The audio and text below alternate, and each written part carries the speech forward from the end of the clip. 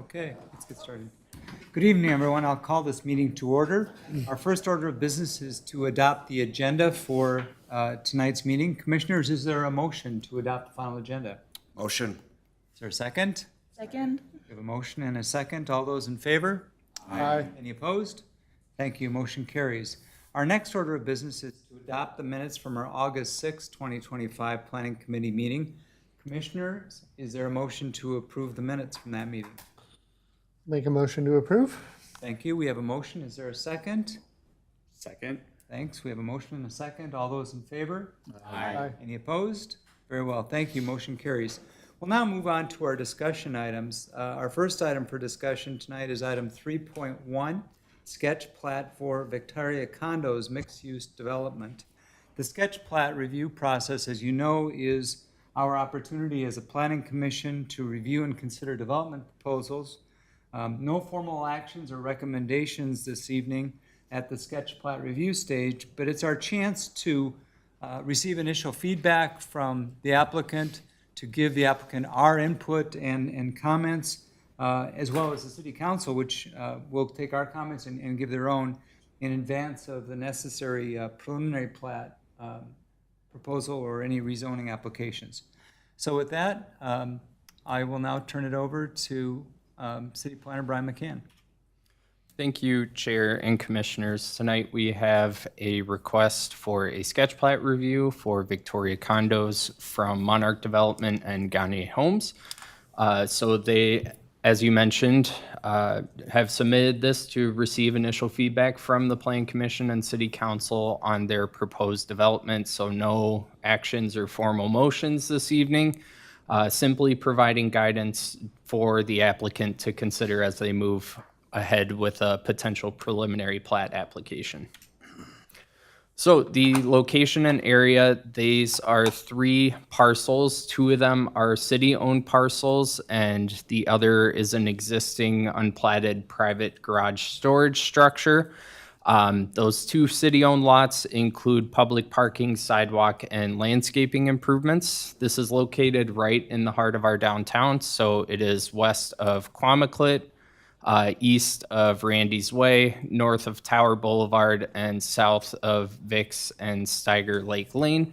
They are proposing 10 condominium units, as well as 2 ground floor commercial spaces and a additional space for a private storage, similar to the existing use that's out there today. So the existing conditions, as I mentioned, there's that private garage structure, as well as the existing city parking lot, which contains 43 parking spaces. There are also utilities available on Quamaclit to the east and Tower Boulevard to the south. And it's also within 1,000 feet of Steiger Lake, so the shoreline standards come into play. I think only one of you was actually on the commission when this first came around back in mid-2022. So they had originally proposed a 63-unit apartment building with the same ground floor commercial and storage concept. So these are the renderings that were provided with that submittal about 3 years ago. Just as some awareness for the commissioners, there was some misinformation that spread in the public about this proposed structure. They increased the height of the building and exaggerated the parking demand that this would increase on downtown. So there is some significant history with this site, but the applicant took that feedback and revised the concept for consideration from the Planning Commission and City Council. So on the left is the building that they had proposed in 2022, and on the right is the new proposed structure that they are bringing forward this evening. And then breaking it down floor by floor, on the left here is the underground parking garage for the condo units. They're showing 20 residential stalls, so 2 stalls per unit. Then moving up to the ground floor and the city parking lot, they do have those 3 commercial spaces shown in red here in the image on the right, with an entrance to the main lobby on the northwest side of the building. And then with this, they are proposing some parking lot modifications to our existing parking lot with that entrance into their underground garage for the building. And then moving up to the second and third levels, they are proposing 4 condo units on each of the second and third unit floors. These are all 2-bedroom condo units. And then moving up to the top floor, they have those final 2 units for that final count of 10, as well as the stairwell, circulation space, as well as an amenity room and a roof deck for the residents to use. They also provided some exterior renderings of what this building will look like, so you can see how the parking changes on Quamaclit and in the city parking lot, as well as their access to the garage, their main entrance here off of Randy's Way, and then just some exterior elevations of the final product. So our comprehensive plan does guide this area as downtown mixed use, which allows 24 to 75 units per acre. In our downtown description in our comprehensive plan, it envisions a mixed use type of development similar to this, with ground floor retail and office and high density residential on the upper floors, similar to what the applicant is proposing. The density lines up just over 30 units per acre, so it's within that density range. So staff are not anticipating a comprehensive plan amendment being required with this development. Then it's currently zoned Central Business District, which is our downtown district. Also allows mixed-use buildings and various commercial uses with a conditional use permit. Depending on the type of uses that would move into those commercial spaces, those might be permitted outright uses, but if they're conditional use uses, they would come back to the Planning Commission and City Council for review. Additionally, some amenities are conditional accessory uses in our code, so if they end up proposing a pool on the rooftop or something like that, that would need a conditional use permit as well. And then our downtown district is different than our other districts. We don't have a lot of setback requirements. Our really only bulk standard is a 50-foot maximum height. They are proposing 49 feet for the structure, so they're compliant with all the bulk standards. And then for reference on scale of what this building might look like when it's completed, it's about the same scale, a little bit less than the Victoria Flats building currently. So, looking at the streets and pedestrian connections, Quamaclit currently has 3 access points noted in the areas in green. So they would be removing those 2 northern access points here to close off that parking to allow that one-way parking onto Randy's Way. Those 2 accesses will remain the same, just one will be one in, one out. They also have the underground parking entrance in yellow that I mentioned, and they also have concrete sidewalks shown throughout the entire area that would extend down towards VIX. And looking at that specifically, our fire department did have some comments related to the 2 accesses on Quamaclit. They would like one to remain due to parking requirements and fire access. So that may impact their parking calculations a little bit. They might have to end up taking 2 stalls away for an additional exit onto Quamaclit, but that's something that we'll flush out in the future. And then also our engineering staff requested some additional details just on parking layout and functionality, as well as the 4 stalls that they're proposing for parallel parking in front of the building on Tower Boulevard. So looking at parking specifically, right now, as I mentioned, there are 43 stalls in the public parking ramp. They are proposing a total of 86 parking stalls between the underground parking garage, the modifications to Quamaclit, Tower Boulevard, and the city lot.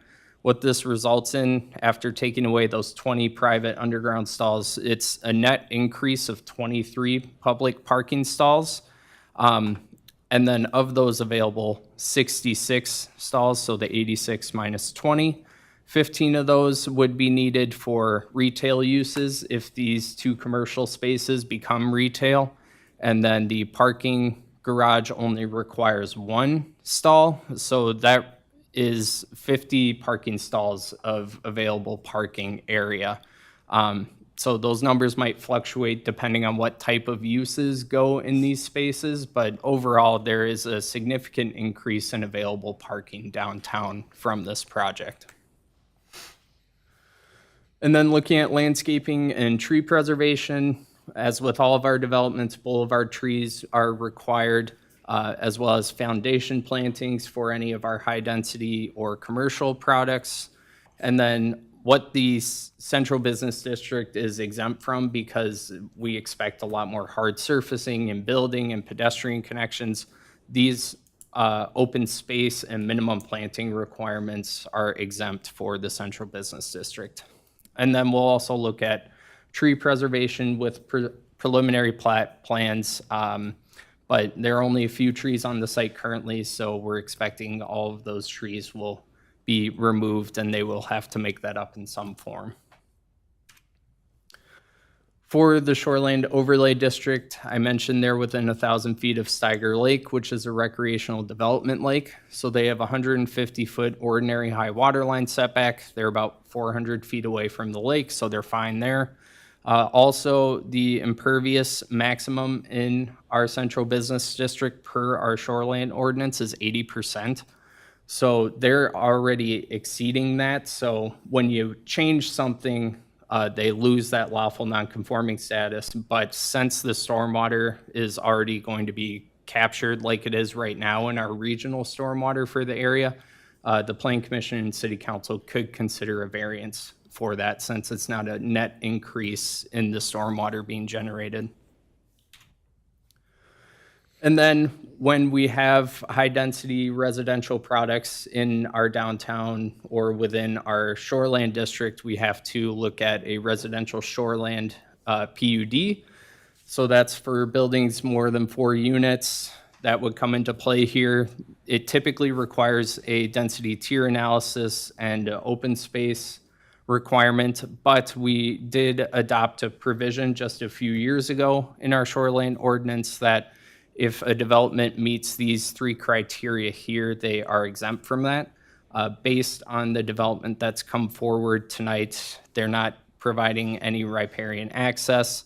It's consistent with that density range in the comp plan, like I mentioned, and it's consistent with the other requirements of the shoreline district, with that variance possibly being considered for the impervious. It's anticipated that this would meet that exemption.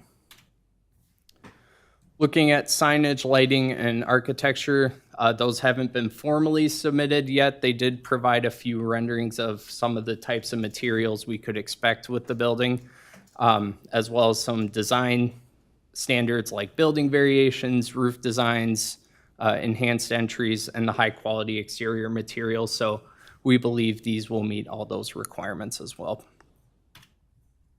And then for park dedication, comes out to 1/5 of an acre or $21,000. The rate is 10 condo units at 1.5 residents per unit, and any commercial projects less than an acre in size are exempt, so that would fall in here as well. So we're really only looking at the condo units for park dedication. And then with this, they're not proposing any parks or trails because we already have a lot of great park amenities in our downtown right now currently. For grading and stormwater management, it has to meet the MCWD rules, including wetland impact mitigations. That's not anticipated to be an issue with this development, but it's always worth noting. And then stormwater facilities, as I mentioned earlier, rely on that regional stormwater. So our city engineer will look at that closer with any preliminary plat submittals. For the utilities, I mentioned earlier, they're available to the site. So the water is anticipated to come from Quamaclit and the sewer from Tower Boulevard. Our engineer did have a few comments in the staff memo on that, just about future uses of those commercial spaces when we're doing our water calcs. So with that, as we mentioned at the beginning, there's no actions or motions this evening, and I have a few questions on the screen to help guide discussion if the Plan Commission needs a little push. Otherwise, staff is available for questions, and there are multiple representatives of the application in the audience tonight as well. Great, thank you, Brian. Does the applicant wish to speak?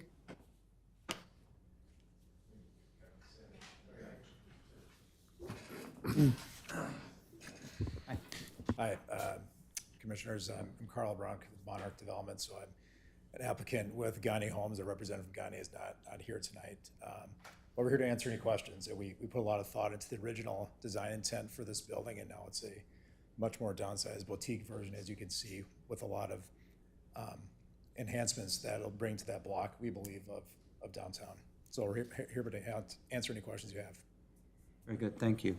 Let me now open the floor to the Planning Commission to discuss. Commissioners, any questions or comments? I guess the only question I really have is, you're going from 63 units, if I heard that correctly, down to 10? How does that happen? Where's it? Commissioner, the original design was multifamily apartments. The revised design is condominiums. So the unit sizes on average are 2,000 square feet and larger on the new concept. So that's the explanation. All right, thank you. I have a question for Brian. What, if any, of the city land is affected by this development? Chair and Commissioners, so at first, the impacts are directly related to that city parking lot.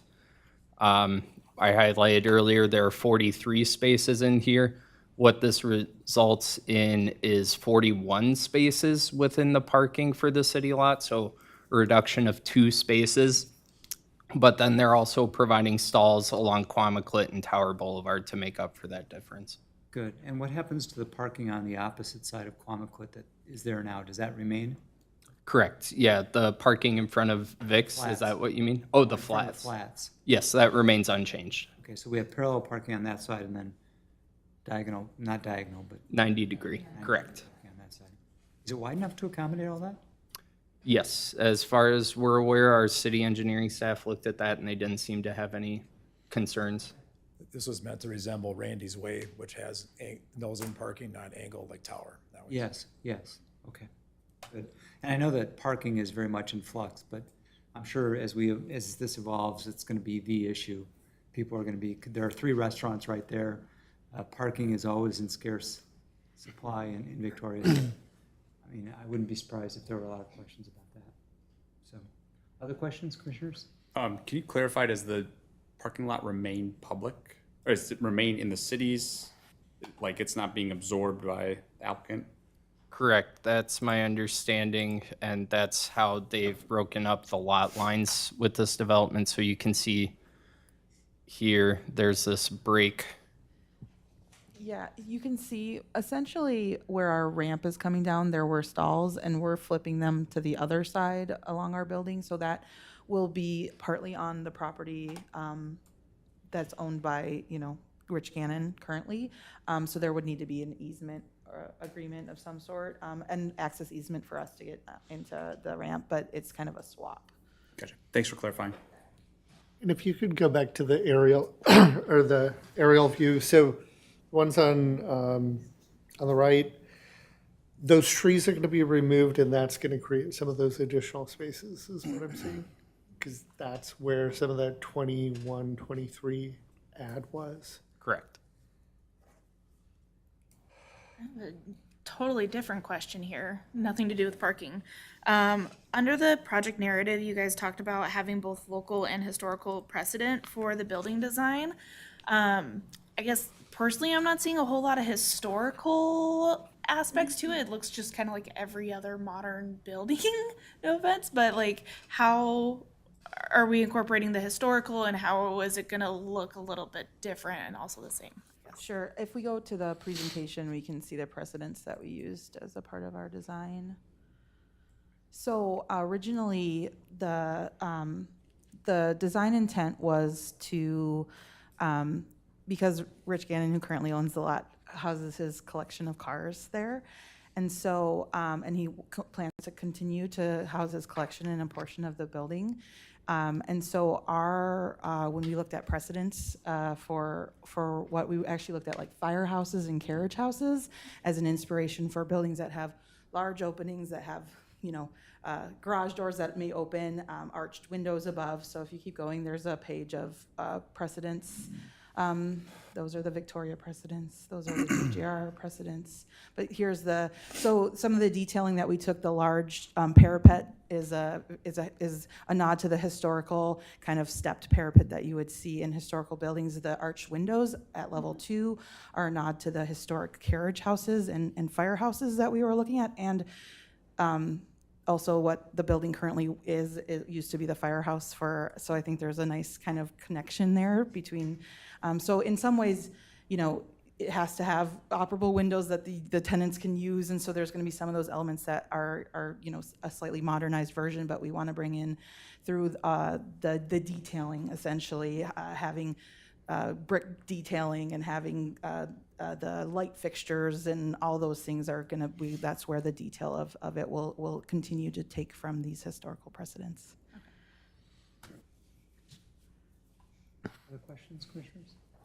Yeah, the main floor commercial spaces, you've indicated that a portion of that would be maintained for private garaging of car collection. Do we know what percentage of it? Is it that one space that is used? Okay.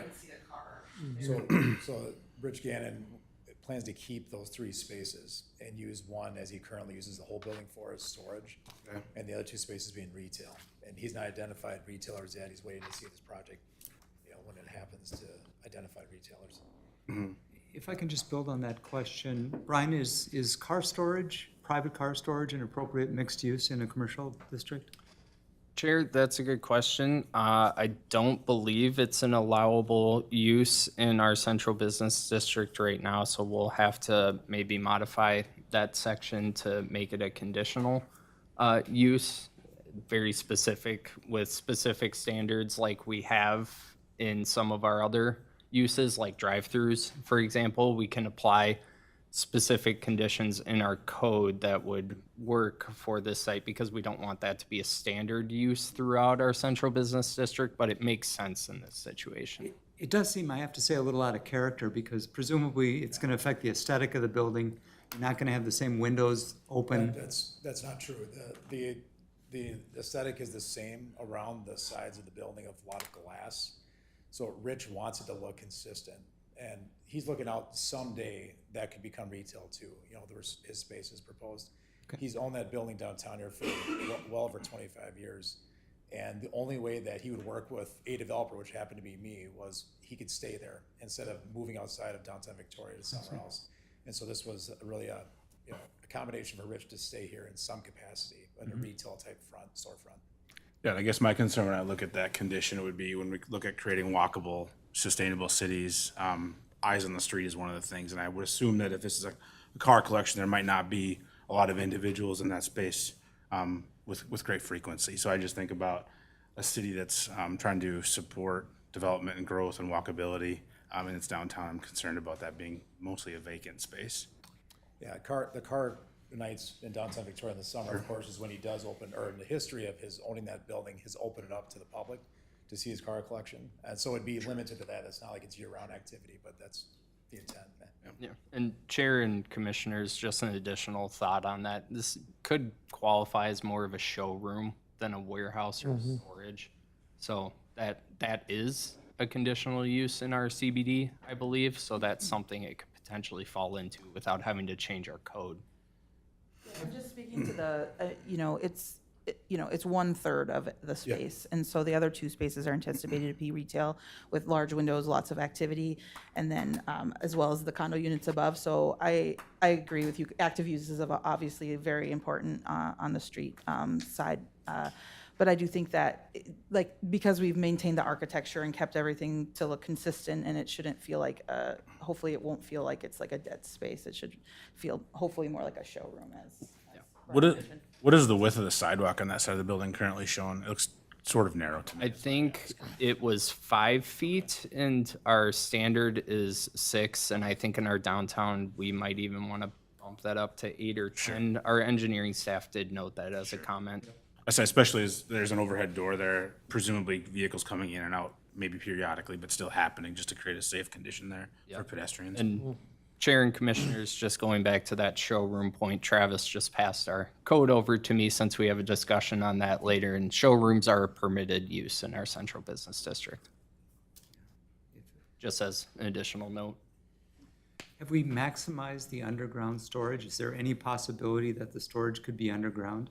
No, I mean, so as far as car storage or his storage, I think that would defeat his purpose of having a showroom and wanting to open it up to the city during the car, events, and then the underground garage currently is housing our necessary parking for the condos above, which is essential to be able to market those condos. And what is the plan for visitor parking? I don't believe we allow overnight on-street parking, and at least not over 24 hours. So, people are going to have visitors. I know I live in an HOA in which people have visitors. We have visitor parking areas. They can stay for several days, weeks. What is the plan here? Brian, I think you'd comment on that. Is there a requirement for visitor parking with this? That use?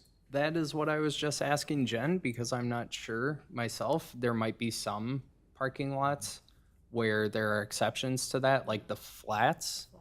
Like the flats obviously has parking available for visitors that I would expect to be overnight, but I don't know the answer off the top of my head, unfortunately. Okay. And based on the market knowledge we have, we don't think every stall is used necessarily year-round in there, so there could be inventory available in the garage of 20.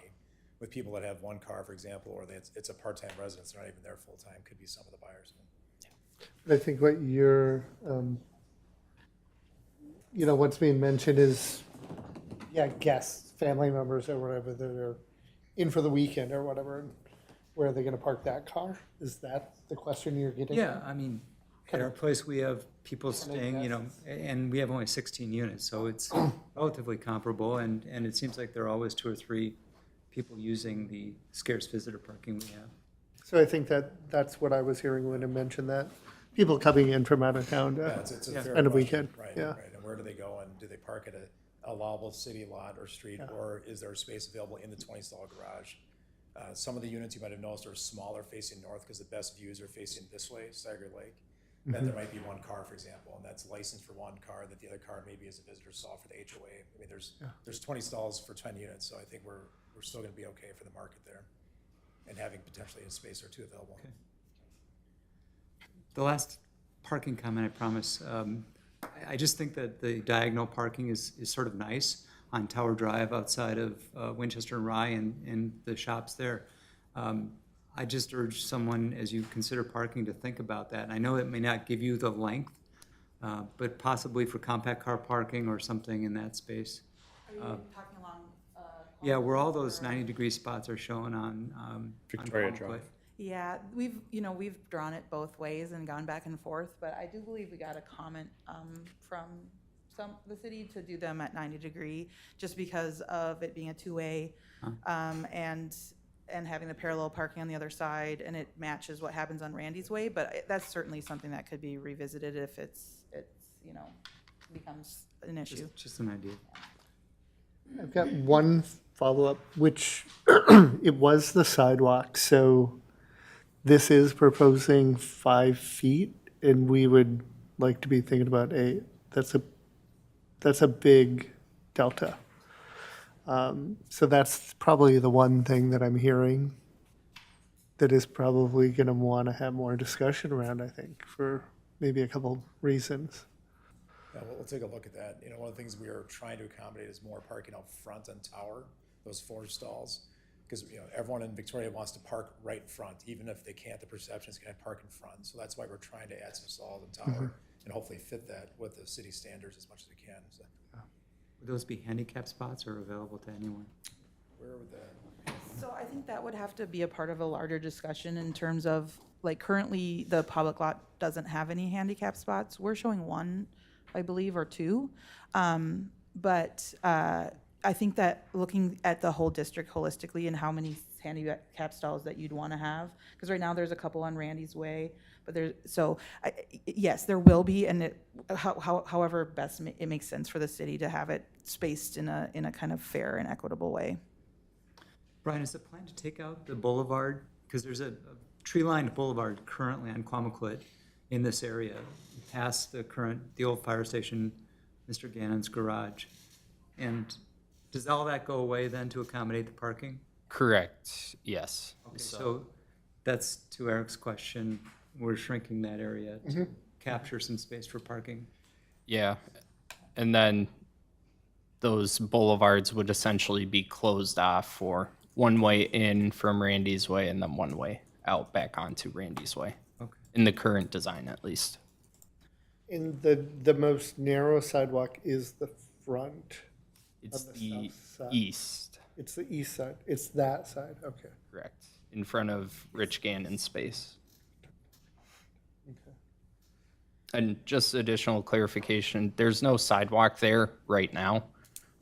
So it definitely would be an improvement, but yeah, we'll have to take a closer look at the width and see if we want that larger. For the Tower Boulevard and, I'm struggling to pronounce that street. Randy's or Quamaclip? Yes. Is that a stop sign or what kind of intersection is that? I believe there are yields on Randy's Way, Okay. but no signage on Quamaclip. That's right. Yeah. I would want our engineers to double check on that. Yeah. I think there's a stop on Tower Boulevard next to the Borough site. So on Quamaclip, you can go straight through down to that intersection on 5 to the south, but you have to stop if you're coming from Tower Boulevard east. Gotcha. But going south on Quamaclip, you can take a right on Tower without stopping. That's just a yield. Correct. Commissioners, any other questions, comments? I just had a comment.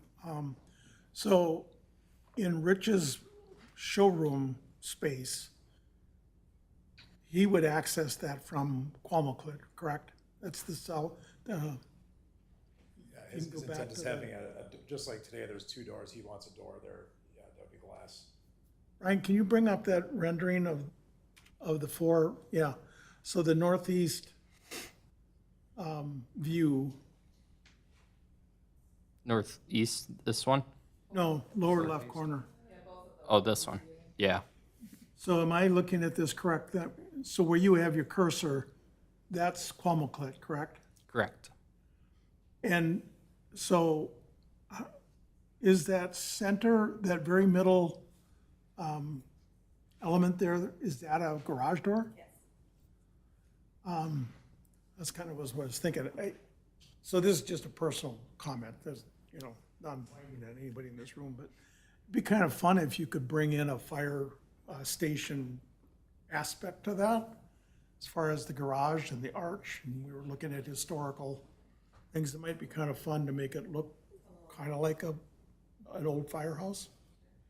I kind of agree with that because that's kind of where I was going with the historical question, knowing that it was a firehouse. It's like, could we play that up and add that to you guys as like a marketing thing too, and like play up downtown of like, hey, this was the old firehouse and we're able to work with this, and You had a photo from Minneapolis. One of them was definitely from Minneapolis. And from a resident, that's what I was thinking when I saw that. Yeah. You can. There was one that clearly was MFD, but I knew it was before I even saw the logo. I understand there's a grade, a slope as we go to the north. Is it exploring on whether or not it's possible to get a garage door from the parking lot? That would be the primary access for storage of vehicles, even if you had overhead doors for when it's open for car night on the sidewalk, but maybe that wasn't the primary. Currently the way that he accesses it off of Quamaclip, Sure. he expressed his desire to continue to have that similar, but, we could look at the grades, Yeah. it's challenging, right? There's 12 feet Sure. of grade change as you go down the hill, and so, all of those things are kind of a delicate balance to make all the points work. Sure. It's something we could look at. I thought it would be more significant, but just looking at the image and looking at where the sill heights line across that elevation, it doesn't seem like it's as significant as I maybe thought that first 80 or 100 feet. Is less dramatic, I think, than the tower side. It drops Sure. faster, I think. I think that's just one of the concerns I have is as vehicles going across the public sidewalk. It seems like 3 of those spots were dedicated to be reserved, so I don't know if those are part of the parking count or not. But they kind of have a hatched over as they're Yeah, and that's reserved. meant to be like a temporary, there'd be times where Sure. it would be available for him Sure. between 6 AM and 7 AM on, no parking, so that he could move his cars in or out. Sure. kind of thing, But Yeah, I think if it was possible, it'd be great to have an overhead door from parking that was the primary use, even if you maintain the glass ones on the sidewalk from my perspective. So, yeah, that would also be going through parking, so you'd have Sure. to have some sort of, yeah, but certainly look at that. What does snow removal look like for this area with all the parking and no more boulevards? Chair and Commissioner, that's a good question. I think it will remain relatively unchanged because the site is completely hardscaped right now anyway. And they're all public streets and a public parking lot, so I don't think much would change from a snow storage and snow handling perspective, but it's a question we can run by our Public Works Department. And the homeowners association will eventually take over this building once we sell out the 10 condos. That association will do the sweeping of snow on the sidewalks and maintaining that, the driveway down. Only other random thought that I had when looking at the layout is for the garage down below, for the residents. I noticed that the man door for the elevator area is right next to the garage door. Is that all gonna be locked down so that like nobody can, like any random person can go through there, or how is that safety gonna look? Yeah, that's definitely something that we'll have to, I mean, often we use key fobs and then there'll be a fob only access into the garage. And so, and then sometimes we even put like a security gate at level 1 so that it kind of forces you out so you can't continue up into the unit. So it would force people through the, if they were to somehow breach both layers of security, that would force you out through the first floor, through the lobby. But all of those things are going to be of utmost important to the residents. So we will definitely have a comprehensive security strategy there. Okay. Any other questions, comments? All right, hearing none, thank you. Appreciate the discussion. Thanks for the comments. Doesn't require any formal action, as Brian said, so we'll move on. Our second and final item for discussion tonight is item 3.2. We'll continue our march through proposed zoning code, Article 3, this time focusing on the district regulations and performance standards for residential districts. I'll now turn the podium over to Associate Planner Travis Brierly for a staff presentation. Travis?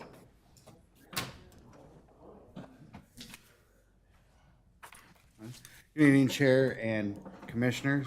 Tonight is the last part of the performance standards that we're going to be taking a look at as we go through the performance standards within our code. Here's a quick background of why we're going through this.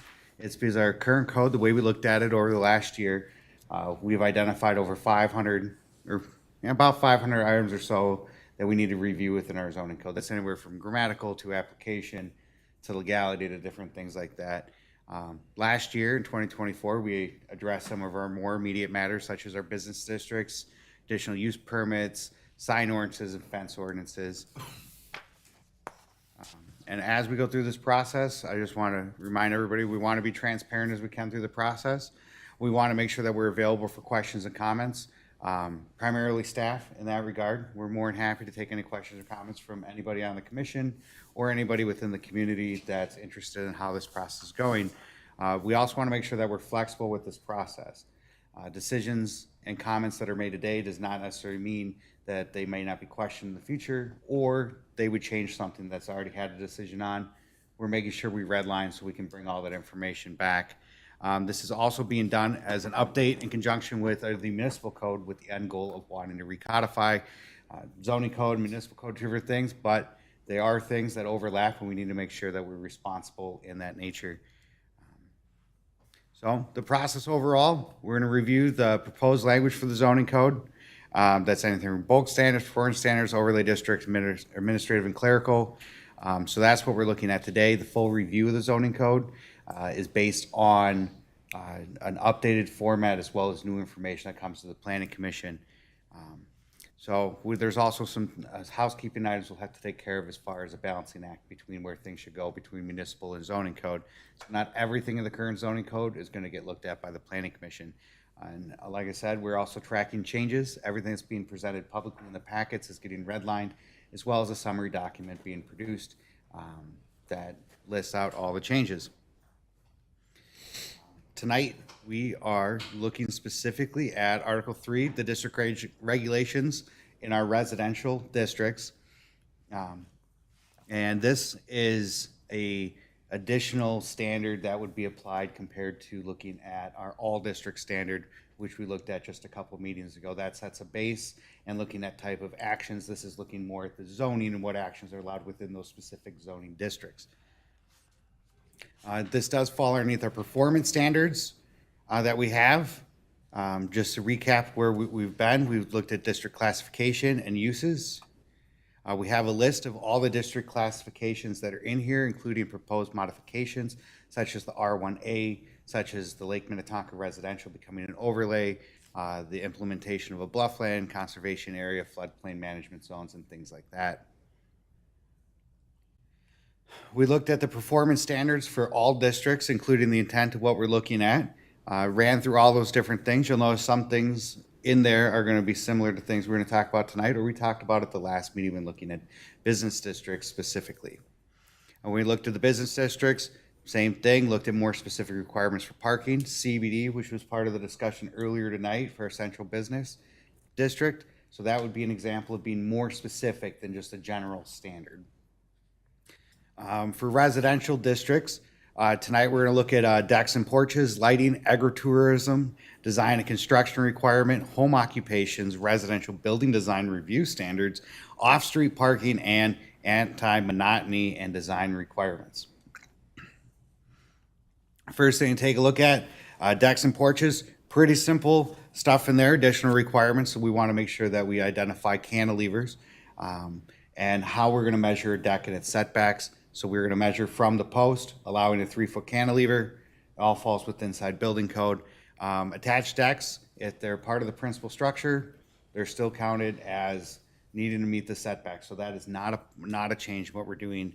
And the deck itself doesn't count towards impervious cover. It would be the surface at the bottom if that's impervious or not. So those are not changes that we currently have within our current code. Lighting is the next thing that we're looking at. It's always a question of how lighting works, especially in residential districts, single family. People like to illuminate their yards, security purposes, and things like that. So we still want to make sure that homeowners can feel secure if they feel that they need to secure their property more than just a standard thing. So we don't want lighting to be directed at other properties, as it could interfere with sleeping or just the joy of your own property. The glare and indirect, we also want to set a standard for how much light pollution can go into your yard, affecting your neighbors or affecting your property as far as your enjoyment, as well as looking at what can go into the street. And the reason for the street, safety of pedestrians, safety of traffic itself. Agritourism is a new concept that was presented and something that has been asked for in some of our larger, more rural properties that we have. Agritourism is basically, think about it as you have a small Harvey farm and you want to teach third graders about how to raise chickens or goats or what have you. That is listed as a conditional use, or excuse me, as an interim use within our code. It's only in our agricultural and rural residential areas and would have a minimum lot size of 2 acres, which would stay consistent with the type of zoning that we have with that. Next thing we're looking at is the design and construction requirements. There's a interim use and conditional use statement and the process to how we're going to go through that and how to review. That includes planning commission's role, city council's role, laying out the documents that we need to look at. Same as when we look at a sketch plat, there's a list of all the different things that they need to submit before we complete their application and bring it forward to be looked at publicly. Type 1 and type 2 construction requirements. That is based on a type of material in their combustibility. Type 1 is more fire retardant. Type 2 has fire resistance, things like that. I'd love to get into the details on what those are, but that would be the building official would have to respond to those more specifically. We also look at when you're doing multifamily, 20% of efficiency units or studio apartments with inside a building. That's to keep the value up, best land use, best tax base that we can get for the community. Also looking at minimum storage space for 1, 2, and 3 bedroom units. We want to make sure when people move in that it is the nicer apartments, that it is the better use of the property. It does increase the value of it, which goes back to our tax base and how much we pay in taxes in the city. Looking at window HVAC units. We want to make sure that they're not being disruptive, so encouraging them if there's a location to place them, sticking out of a window which isn't disruptive to an adjacent property, making sure that's in there. Mind you, this is focused on not only, or this is more focused towards your apartment type buildings, not necessarily your single family. Thus encouraged, not required. Trash storage, looking at making sure that trash is screened and setting minimum standards for that. If you're in a 4 units or greater trash, you can have the community trash, but now you need to make sure the containers are screened, generally with an enclosed box with a 6-foot fence. It's just a way you don't want to be driving down the street and just see it out in the backyard or the front yard or just hanging out in the parking lot. And also looking at elevator requirements, making sure that when you go different storage, you have it. With elevators, it's kind of weird that you see it in here, but underneath building code, there are certain exceptions that allow for it depending on the type of the construction of the building. So this just is another way to reinforce that. At the end of the day, building code will be enforced. And if building code supersedes what we have, it's more restrictive, we will go with that part of the code to go in there. We're also looking at the same design of a principal and accessory structure when you're looking at multifamily. I do want to point out that that's the same design. Later, it's going to be a little bit different. Home occupations. In our code, we allow for home occupations. We don't have any regulations on home occupations. Right now, we don't know why, but we want to get that corrected. The purpose of a home occupation is to work from home, not to run a retail business out of your home. So limiting the amount of employees that you can have. Family members plus 1 employee, no more, 20% of the occupiable space of your dwelling. So you have your office set up or part of your basement, you do whatever craft it is that you're good at. You're not doing on-site sales, so there's no retail component. You wouldn't be renovating your home to operate a business that wouldn't be a typical that you would see within a home. So if you need to create some type of manufacturing facility in your basement, that's not typical that you'd see in a house, so therefore it wouldn't be permitted. Parking and traffic disruptions. You can't change the traffic standards. If you have a home occupation, the idea is that unless somebody knows that you're doing it, a regular passerby should have no idea that's going on. It should not disrupt the neighborhood. You are permitted to have a sign. That falls underneath our sign regulation. This provides more guidance into what you're allowed to do. You should still be able to advertise if you're running a business and be proud of your business, but it shouldn't be to the point that your home looks like it's a business rather than being that single family home. And you're not permitted to use your accessory structure for it. So you can't be running your business out of your garage. It'd be great if we had another Bill Gates who started his garage, but unfortunately with this, if you're using your garage is not an occupiable space. It also allows for more expansion, and if it could be more noise and things like that, disruptions. We want to avoid that type of stuff. We want to encourage people to use their home, but to a level that doesn't cause that full disruption. Hey, Travis, can I ask a question on that one? Yes, sir. Or do you want to wait to the end? Go right ahead, Commissioner. I just want to make sure, and I think I've read this the right way, but there's a big rise in work from home. This has nothing to do with work from home, right? It's purely only for people who are literally listing their home address as their business, LLC, whatever, right? Commissioner, that's correct. This is not work from home. So if you work a job or you work remotely and you work from home, this is not that. This is if I want to start, say, Travis's consulting firm. I could run it out of my home, but now there's regulations on how much of my home I can use because we still need to make sure the primary focus of my residence is a house. But if it's, I'm going to work from home tomorrow for the city and I can be on my laptop, that's not this. Or if you're a coder that works remotely for a company, that's not this. I have the same question, Travis. Is there a definition of home occupation somewhere to make it clear that We're not trying to stop people from working from home? There is. What it is the simple way to do it is if you're running a business out of your home. No, I understand now, but I just meant in the code itself, if there's a definition that would be helpful? Just to make sure that, because I had the same thought, I mean, we don't want, there are two spouses sometimes, sometimes others that work from home, and we just don't want to prevent that.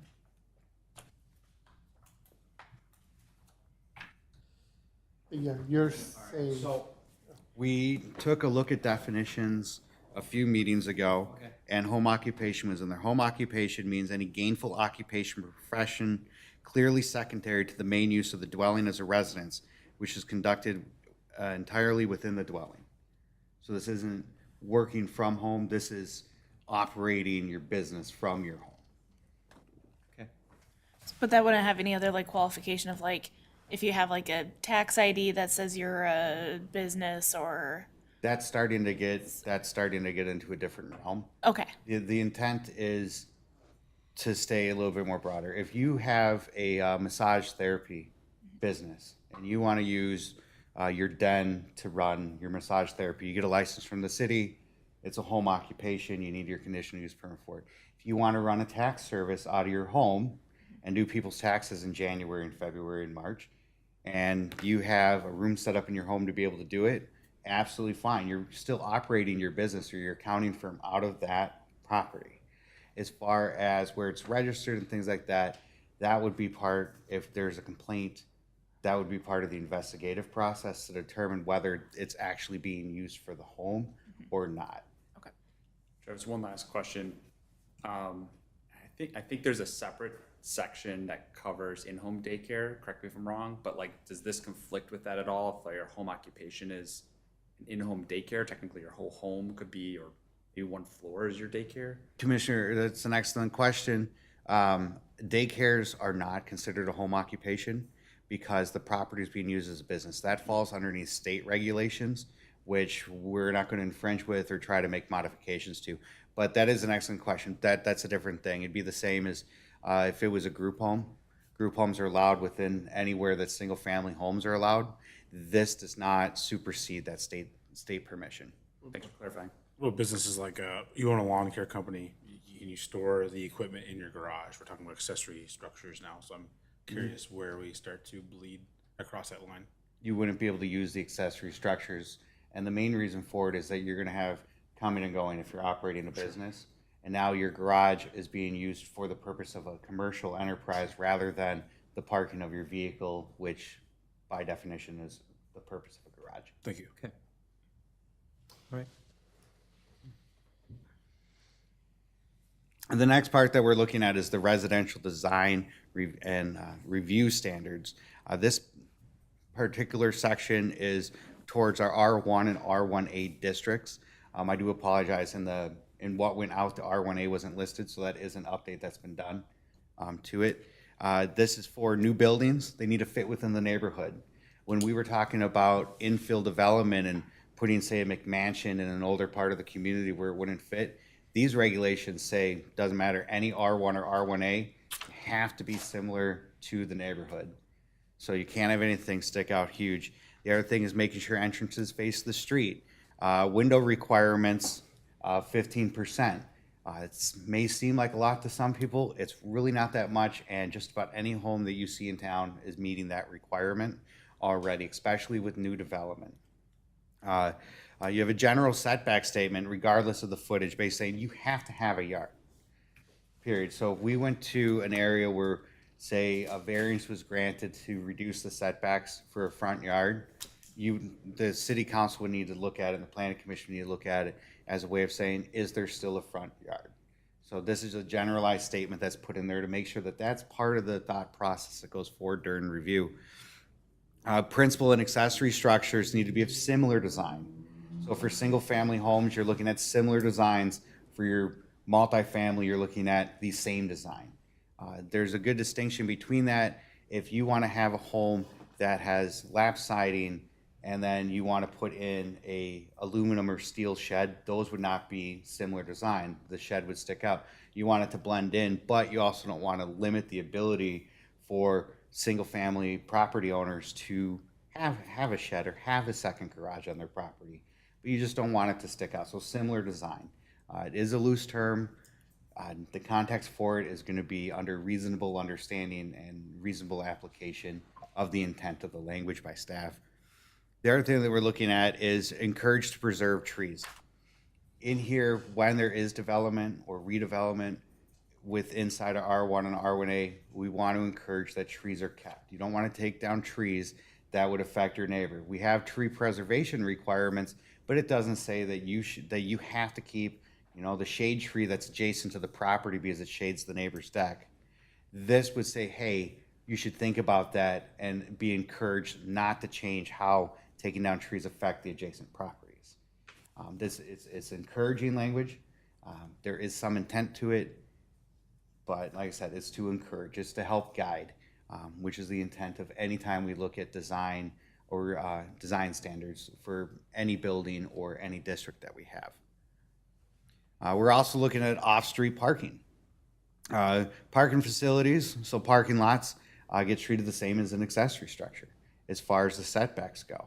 So if there isn't something specific towards it, this allows that to go into place. This is going to be more for our R2 and R3 districts, which is going to be your townhomes, your row houses, and your multifamily buildings and apartments, condos, things like that.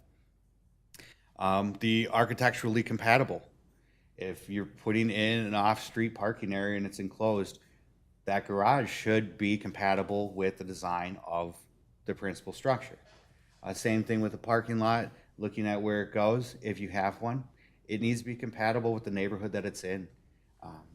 So we want to make sure we're screening headlights. If people are turning into a parking space, say in a multifamily or turning down the street into a townhome, we want to make sure that where they're parking doesn't shine headlights directly into someone's living room or bedroom or what have you, creating a nuisance. We want to avoid that. And then the parking requirements are based on the intended use of the property. And that's going to be the initial use of the redeveloped use. And then we have a whole list of all the parking requirements that we already have for spaces listed elsewhere in the code. The fun one that we came across and has been asked for is an anti-monotony and design requirements. This is specific to new development. This is not for infill housing, so if somebody purchased a property, took down the home, built a new home, they're not subject to this. This is if we have a new development coming in. And I do want to preface this is in the zoning code rather than putting in the subdivision code because we want to apply this going forward as well as some of the application processes that happen in the background. But the entire goal of this is to avoid the same house from being built over and over and over and over going down the street. Suburbia is great, but we still want some variety in the housing stock that exists. So that's anything from the design of the home to the color scheme, patterns, outside texture, all types of things could go in there. It's just to break it up. It is part of the, this is part of the PUD process where the Planning Commission and the City Council would be able to ask for renderings of the type of homes that would be built, including colors and design and things of that nature. It would also allow the Planning Commission or the City Council in the PUD process to say, you know what, it's okay, we can do monotony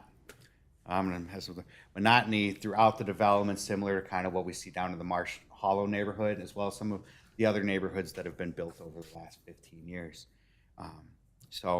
But that would be at the discretion of the City Council under the recommendation of the Planning Commission at that time. Travis, can you clarify, does that only apply to R1 and R1A then? This applies to new development. Zoned R1 and R1A? It would, if it could be R2. Not R1A, okay, so. It could be R1, R1A, R2, R3. Realistically, it applies to all residential zoning districts. Now, the reality is we're probably not going to have somebody come forward and say, I want to build 12 apartment buildings in a row or 12 condo buildings in a row, but they'll come forward and say, we're looking at building townhomes or single family homes or row houses or twin homes. Victoria Ridge is an example of that, where you have twin homes and townhomes as part of the development. Well, the Planning Commission and the City Council could review and say, okay, but we don't want them all the same color. We'd like to see some variety in color. What can we do? Or maybe you say, you know, totally good. Everything can be the same color, look exactly the same. That's fine too. But that would fall under the PUD standards. They would have to ask to have that exception made I may have misread Travis, but I thought that HOA covered developments were excluded from the anti-monotony regulation. The HOA developments are, that is correct. Often townhome developments are exactly as you described, monotonous. They're all the same color, same shape, same everything. Mine is. But one of the things that we look at, Chair and Commission, is if it's HOA, that's fantastic. But it may not be HOA. HOA is not a requirement of every development that goes on in town, so we want to make sure we cover if it's not. An example would be, we looked at a proposal just a few meetings ago for, I believe it was 16 homes on the east side or the eastern side of town. There's no HOA for that. Brookmore development doesn't have an HOA, so that's where these would apply to. But none of this would apply to commercial, right? So the commercial district in the south part of town? This is just residential. Should we say that it only applies to new development? Commissioner, it does state that in the language. I'm looking at 3-35, Section 8, anti-monotony.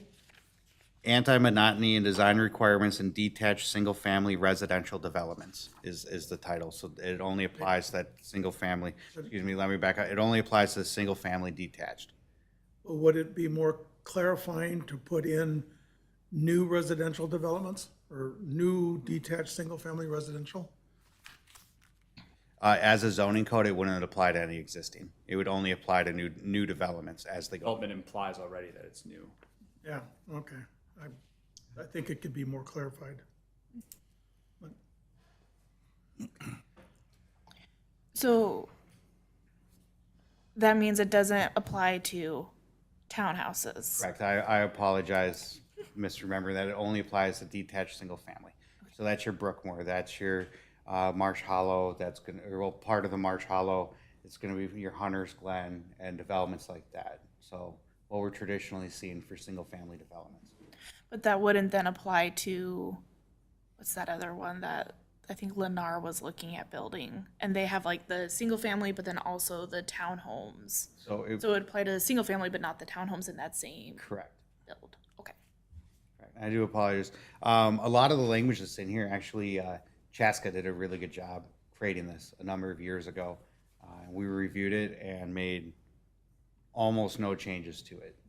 There's a couple small things we had to correct and update besides taking Chaska out of it, but it's really well written. And we've looked at some of their developments and they've had pretty good success with it.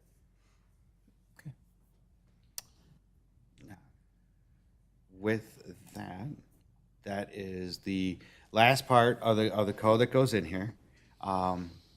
Future meetings, we're going to be looking at the uses within districts. If the commission wants, we can also take a look at those tonight. I haven't prepared slides, but it's something that has been looked at before, and we can give a quick presentation on that as well. And then the other thing we want to do is make sure during the next meeting that we set aside any time to go through any additional comments, questions, concerns, and things like that. We will provide a full red line of any of the changes that we made, as well as addressing any confusion that staff, specifically me, created, such as anti-monotony, which I apologize. And then the next phase of the review, we're going to start looking at special overlay districts. Right now, the Shoreland district is an overlay district. The rest are going to be some new stuff to take a look at. In floodplain management, excuse me, that's in there as well. But we'll get through all those when we get there. Plan on doing a similar style, the same way we did this. We're just going to, all the special overlay districts we'll put every single one in the packet, and then we'll identify which ones we'll talk about. Staff will go through, we'll make sure to put notes of all the different parts to it. For the most part, overlay districts aren't regulated or aren't written by the city. A lot of times we take our guidance from other agencies such as the DNR, or Met Council in some cases.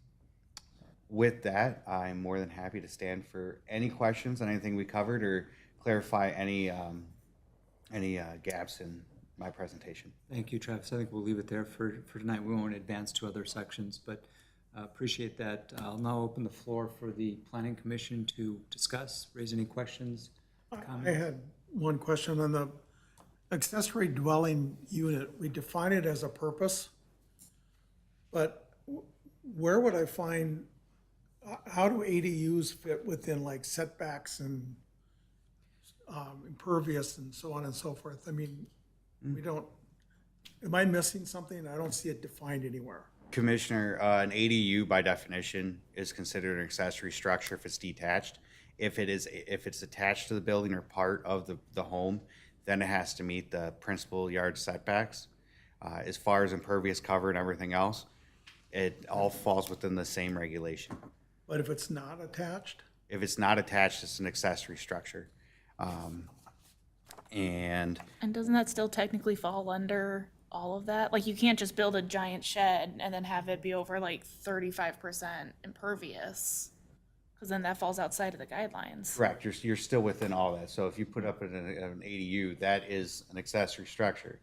So underneath the rules that are laid out, that are proposed, if you want to build a detached ADU, that could be your second accessory structure that's limited on the property. So if you have an attached garage and a detached ADU, no shed. Okay, so where my confusion is coming from then, under permitted uses, we define accessory structures, and then the next bullet is accessory dwelling units. Commissioner, can I ask what section you're looking at or what page you're on? I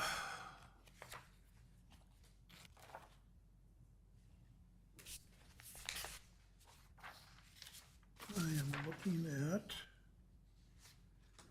346, section 3-46.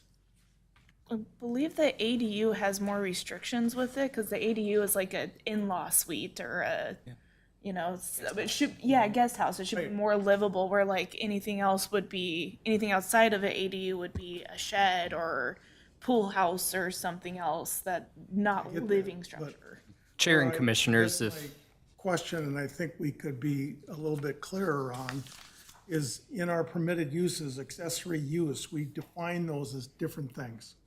We have accessory dwelling unit, and then we have accessory structure. And it lists out, you know, where they're permitted.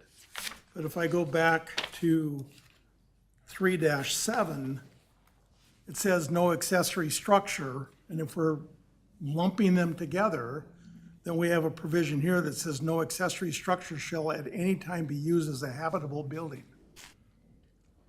Okay, so it's not clear to me that if an ADU is an accessory structure, then it's habitable. Or we're going to define it as a separate term, in which case then we should say what parameters apply or not. I'm going to suggest, it's a really good point, and it could be clarified, but why don't we take it offline and have you speak with Travis and maybe get to the bottom of that one? sure. And Chair and Commissioners, I was just going to highlight that an accessory structure can apply for an accessory dwelling unit, but once you fall into an accessory dwelling unit, that's a use of a structure. Yeah. More specific. Where you're making internal modifications like a kitchen, a bathroom, everything you need to make a habitable space. So there are different regulations. I understand where Commissioner Bean is coming from. We'll definitely look into it and discuss point. offline. So maybe you can take it offline and talk through it. Very good. Other comments, questions? I have one small one for you, Travis. On page Roman 3-30, I think now, having heard your presentation, I understand in paragraph 1B, decks attached to the principal structure shall meet the setbacks of the principal structure and shall not be counted towards the footprint.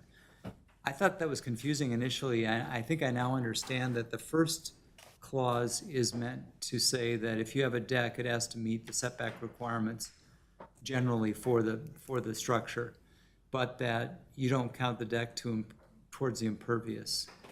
It just, my input would be maybe break that into B and C, and because I think it's confusing the way it's written right now, and perhaps reference impervious in the second clause, shall not be counted towards the footprint of the principal structure for purposes of calculating the impervious footage of the structure. Absolutely, we can separate that out for clarification, Chair. Just thought it would be better. It's simple, yep. Where this language comes from is actually a DNR standard within our shoreland, where the DNR doesn't count decks as the impervious cover as long as. Sure. Makes sense. But we'll clarify that and get that redlined. Okay. Other comments, questions, concerns? So we could clarify the residential building design standards we talked about. If you're going to be doing like an urban infill, it has to meet the character of, you know, the adjacent buildings. It was on page, excuse me, maybe 15 of your presentation, 17, no, 18. In your slide deck, it was on 18. It talked about. I wasn't able to quickly find it in this section. Talking in here. New buildings to fit within the neighborhood. So I was just curious what the language, how explicit that can be. And I apologize. I was trying to flip through and find it. That's quite all right. I'm trying to get here as fast as we can. All right. So in here, it specifically states, this is on page 3-33 for the page numbers at the bottom of the proposed ordinance. Design building standards, relationship to adjacent buildings. All new buildings proposed on existing vacant lots that become vacant through demolition shall relate to the design of adjacent traditional buildings in scale, size, proportions, and character. This can be achieved by maintaining similar setbacks, facade divisions and proportions, porch elements, roof form and lines, rhythms and proportions of openings, building materials, designs, colors, historic architectural styles that need to be replicated. A lot of this will come down to a discretion during the review process if an application comes in, which if for a single home being demolished and becoming vacant to have a new one built, that discretion is going to generally lie with staff. None of those type of applications go forward to the planning commission. So what we would do is we would look at the design of the home, and if somebody's looking at putting a super modern building in the traditional part of town, we would say, well, we have this language that says that that's out of place. And then we would ask for revisions going forward.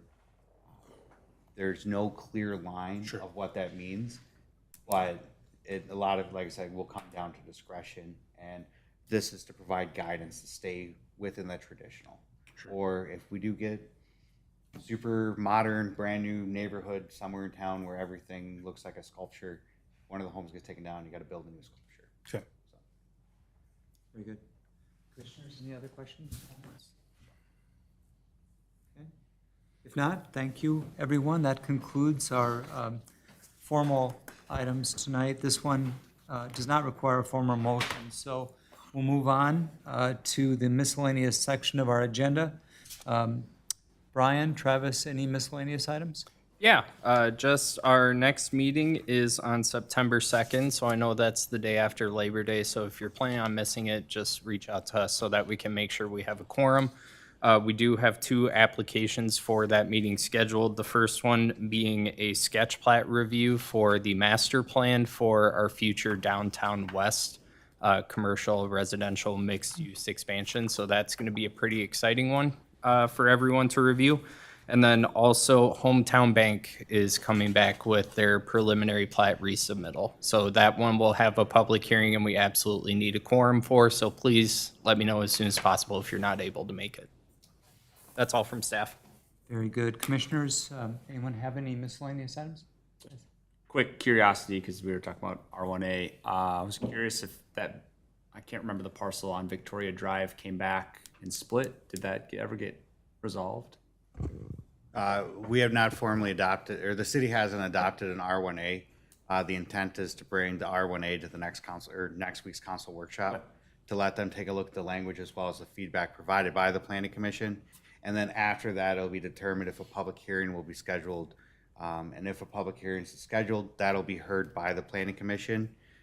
The earliest that would probably be the second meeting in September. Is likely when that would take place, with potential formal adoption in early to late October. Thanks. Very good. Any others? Was there any more discussion from the state on that missing middle language? Legislation? Yeah. Chair and Commissioners, Commissioner Shower, that's a great question. So I am part of the Legislative Review Committee with the League of Minnesota Cities for this legislative session. So we actually did have a speaker discuss some points on that today. So yes, we do expect it to come back in some form, but it hasn't come yet. I will let you all know if there's something new to read on that matter. Thank you. Excellent. Anything else? If not, no more items this evening. Can I ask for a motion to adjourn? Make a motion to adjourn? We have a motion. Is there a second? Second. All in favor? Aye. Any opposed? We are adjourned. Thank you, everyone.